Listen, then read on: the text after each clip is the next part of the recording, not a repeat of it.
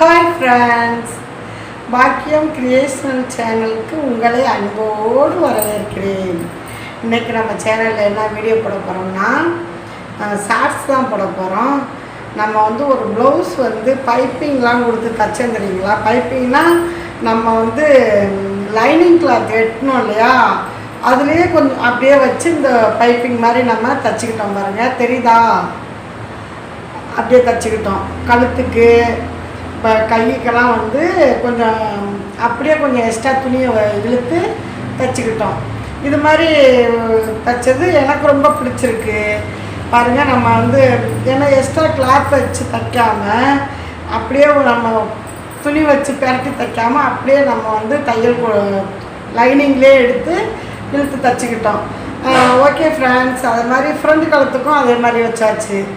அப்புறம் பார்த்திங்கன்னா நம்மளோட ப்ளவுஸ் இந்த மெயினாக நான் சொல்ல வந்ததே லைனிங் ப்ளவுஸ் இது மாதிரி நீங்கள் தைங்க.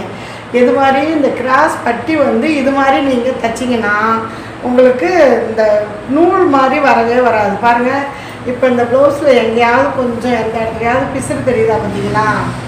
இது மாதிரி நீங்கள் கஸ்டமருக்கு தைச்சி கொடுத்தீங்கன்னா உங்களுக்கு ஆர்டர் கொடுத்துக்கிட்டே இருப்பாங்க, நம்ம தைச்சி கொடுத்துக்கிட்டே இருக்கலாம்.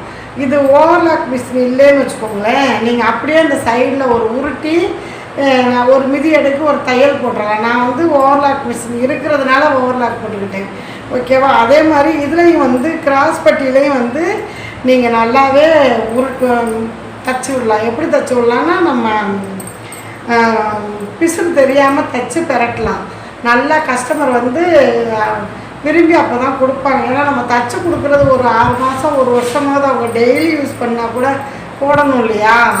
அதனால் நல்ல விதமாக தச்சு கொடுங்க. கஸ்டமர் உங்களுக்கு ஆர்டர் கொடுத்துக்கிட்டே இருப்பாங்க, நீங்களும் தச்சு கொடுத்துக்கிட்டே இருக்கலாம், நம்மளும் பணம் சம்பாதிக்கலாம். ஓகே, இந்த வீடியோ பிடிச்சிருந்தா லைக் பண்ணி ஷேர் பண்ணி சப்ஸ்கிரைப் பண்ணி வச்சுக்கோங்க. நம்ம சேனலை புதுசாக பார்க்குறவங்க சப்ஸ்கிரைப் பண்ணி வச்சுக்கோங்க. ஓகே பாய், மீண்டும் நம்ம அடுத்த ஒரு வீடியோவில் சந்திப்போம்.